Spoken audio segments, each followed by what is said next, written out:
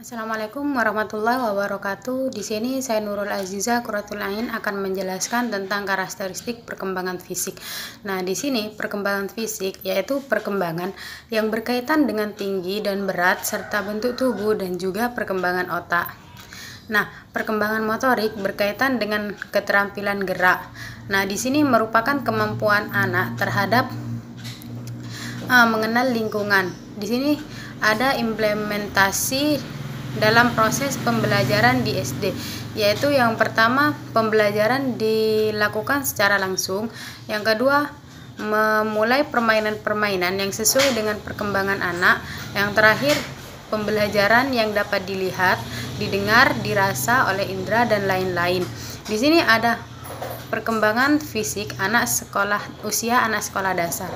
Nah, perkembangan fisik anak sekolah dasar yaitu perubahan fisik atau pertumbuhan biologi yang dialami oleh anak usia sekolah dasar.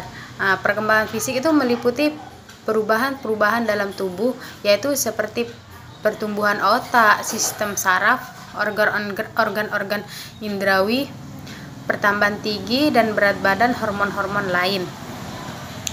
Nah, perubahan-perubahan cara individu dapat digunakan dan serta perubahan dalam kemampuan fisik. Berikut ada perkembangan motorik anak usia sekolah dasar. Nah, perkembangan motorik sering juga disebut dengan keterampilan motorik. Nah, keterampilan motorik yaitu gerak-gerakan tubuh atau bagian-bagian tubuh yang disengaja, otomatis, cepat, dan akurat. Nah, gerakan yang dilakukan oleh anak sekolah dasar merupakan koordinasi dari beratus-ratus otot yang rumit. Nah, keterampilan motorik dapat dikelompokkan menurut ukuran otot-otot dan bagian badan yang terkait, yaitu seperti motorik kasar dan motorik halus. Nah, di sini motorik kasar meliputi keterampilan otot-otot besar lengan, kaki, dan batang tubuh, yaitu seperti berjalan, melompat, dan berlari. Nah, sedangkan keterampilan motorik halus yaitu meliputi otot-otot kecil yang ada di seluruh tubuh seperti menyentuh dan memegang. Assalamualaikum warahmatullahi wabarakatuh. Saya Soraya Faurida dari kelompok 3. Di sini saya akan melanjutkan presentasi dari teman saya sebelumnya, Nurul.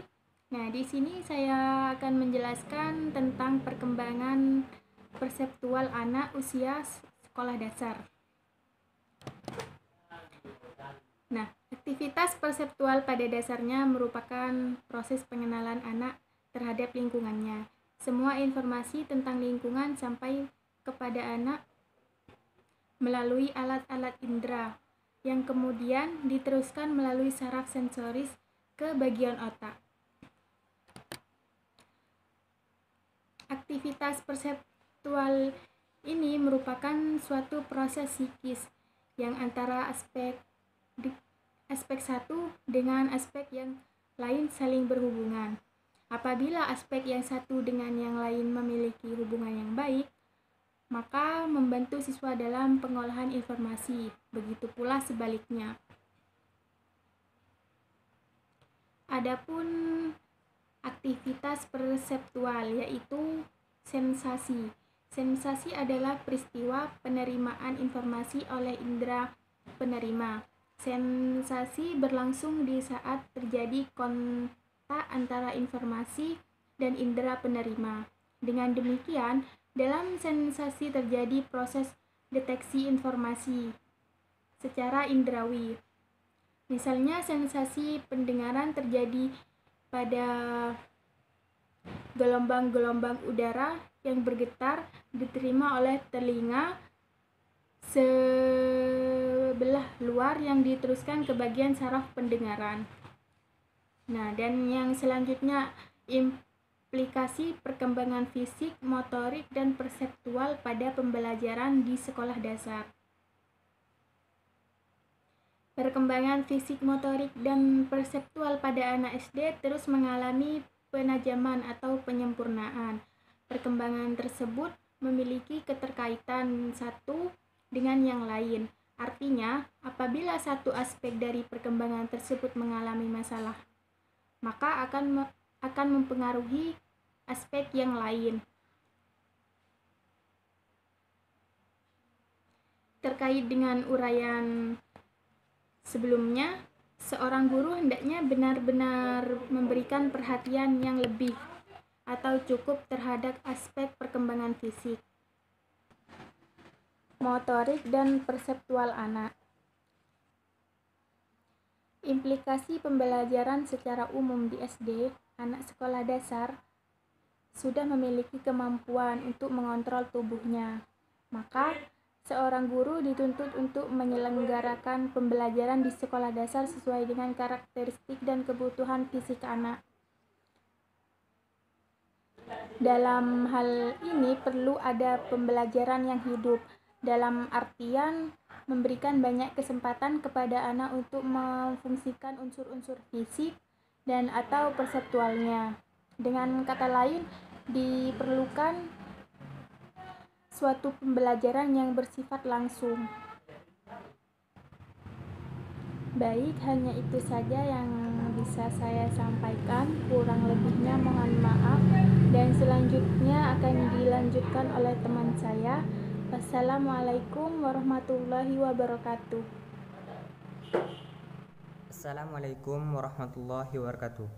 Perkenalkan, nama saya Muhammad Ali Yahya, NPM 2019-112. Baik, saya di sini akan mempresentasikan tentang karakteristik perkembangan intelektual. A. Pengertian intelektual. Istilah intelektual berasal dari bahasa Inggris yang menurut Kaplan diartikan sebagai proses kognitif, proses berpikir, daya menghubungkan kemampuan menilai dan kemampuan mempertimbangkan, kemampuan mental dan inteligensi pada masa remaja tidak mudah diukur karena tidak mudah terlihat perubahan kecepatan perkembangan kemampuan tersebut. Selanjutnya akan terjadi perkembangan yang teratur pada awal masa remaja, yaitu kira-kira pada umur 12 tahun anak berada pada masa operasi formal atau berpikir abstrak. B. Hubungan intelektual dan tingkah laku. Inteligensi menurut Piaget merupakan pernyataan dan tingkah laku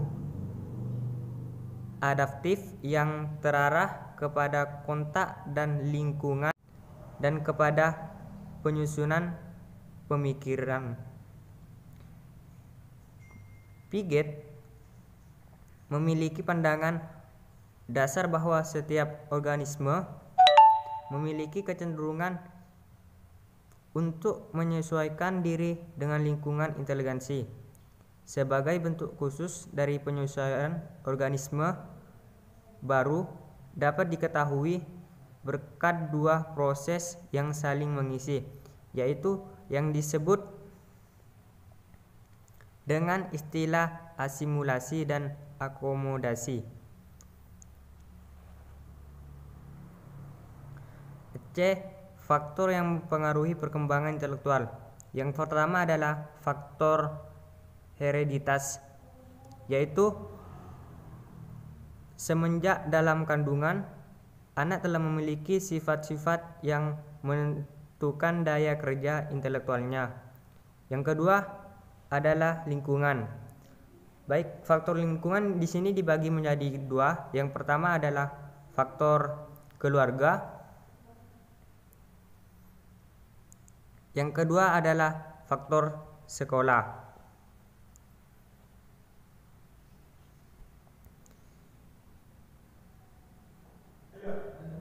A. Faktor keluarga. Yang paling penting dilakukan oleh keluarga atau orang tua adalah memberikan pengalaman kepada anak dalam berbagai bidang kehidupan sehingga anak memiliki informasi yang banyak yang merupakan alat bagi anak untuk berpikir. Yang kedua, sekolah. Sekolah adalah lembaga formal yang diberi tanggung jawab untuk meningkatkan perkembangan anak dan cara berpikir anak. Beberapa cara untuk mengingat perkembangan anak antara lain menciptakan interaksi atau hubungan akrab, memberikan kesempatan kepada peserta didik untuk berdialog, dan meningkatkan kemampuan berbahasa peserta didik baik melalui media cetak maupun dengan menyediakan situasi yang memungkinkan para peserta didik untuk berpendapat atau mengembangkan ide-idenya. Sekian dari saya, kurang lebihnya mohon maaf. Assalamualaikum warahmatullahi Di wabarakatuh. sini saya akan menjelaskan tentang karakteristik perkembangan emosi. Karakteristik perkembangan emosi pada awal anak adalah fase di mana ketidakseimbangan di mana anak mudah terbawa ledakan-ledakan emosional sehingga sulit untuk diarahkan. Menurut Harlock, perkembangan emosi ini mencolok pada usia anak 2,5 tahun sampai 3,5 tahun dan 5,5 tahun sampai 6,5 tahun.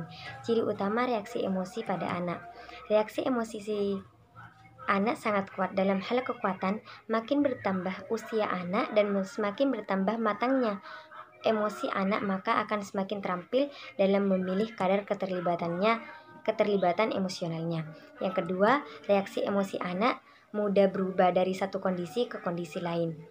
Emosi bersifat sementara, peralihan yang cepat pada anak-anak kecil dari tertawa kemudian menangis, dari marah kemudian tersenyum, atau dari cemburu kemudian rasa sayang. Emosi dapat diketahui melalui gejala perilaku. Anak-anak mungkin tidak memperlihatkan reaksi emosionalnya mereka secara langsung, tetapi mereka memperlihatkan secara tidak langsung melalui kegelisahan, melamun, menangis, kesukaan berbicara, dan tingkah yang gugup seperti menggigit kuku dan menghisap jempol. Kemudian yang keempat yaitu emosi seringkali tampak. Anak-anak seringkali memperlihatkan emosi yang meningkat dan mereka menjumpai bahwa ledakan emosional menyesuaikan diri dengan situasi yang membangkitkan emosinya. Kemudian mereka akan berusaha mengekang ledakan emosi mereka atau bereaksi dengan cara yang lebih dapat diterima. Kemudian menurut Manispal, ada beberapa ciri utama reaksi emosi sosial anak usia dini, yaitu yang pertama, anak lebih sering terjadi perselisihan dengan teman sebayanya. Artinya di sini anak tersebut seringkali bertengkar atau memiliki masalah dengan teman sebayanya. Yang kedua yaitu kegiatan berteman lebih intens, bermain bersama di rumah maupun di luar rumah. Hubungan anggota keluarga seperti kakak adik lebih sering terjadi bentrokan karena anak berusaha menunjukkan kekuatannya di hadapan keluarganya. Yang ketiga yaitu perilaku yang mencolok adalah perilaku marah atau tidak senang dengan orang lain, sehingga mereka akan memunculkan sifat atau ciri ketidaksukaan mereka terhadap orang lain. Yang keempat yaitu menyembunyikan diri sambil menangis. Anak harus diakui sebagai bagian dari kelompok atau keluarga. Kegiatan pertemuan lebih intens, perselisihan mulai berkurang. Yang kelima, interaksi anak dengan teman sebaya sangat intens. Sudah jarang bertengkar atau bisa bekerja sama lebih baik lagi. Kemudian respon positif dari orang dewasa membuat anak lebih dekat. Usaha-usaha yang dilakukan jika anak mengalami gangguan emosional yaitu dengan melakukan terapi. Terapi yang pertama bisa dilakukan dengan bermain. Bermain di sini seperti dengan menempatkan anak dalam situasi bermain yang sangat menyenangkan. Untuk pelaksanaannya biasanya disediakan ruangan khusus yang telah diatur sedemikian rupa sehingga anak merasa santai dan tidak merasa terbebani. Kemudian yang kedua yaitu terapi keluarga. Terapi ini berusaha mengubah perilaku anak yang memiliki permasalahan dalam lingkungan keluarga, saling akrab satu sama lain. Dalam hal ini usaha pembinaan dan pembimbingan dari keluarga yang lebih tua sangat dibutuhkan, sehingga sebagai orang tua kita harus bisa membimbing anak agar memiliki emosional yang bagus. Kemudian yang ketiga yaitu terapi perilaku atau modifikasi perilaku. Teori belajar untuk mengubah perilaku anak yaitu dengan menghilangkan perilaku yang tidak disenangi seperti pemarah atau mengembangkan keinginannya. Misalkan mengerjakan pekerjaan rumah, tujuannya adalah mengubah perilaku anak agar bisa mengkondisikan atau bisa mendorong anak melakukan sesuatu. Kemudian kita akan melihat perubahan-perubahan yang terjadi pada anak dengan melakukan terapi-terapi tersebut. Sekian yang bisa saya sampaikan, kurang lebihnya mohon maaf. Assalamualaikum warahmatullahi wabarakatuh.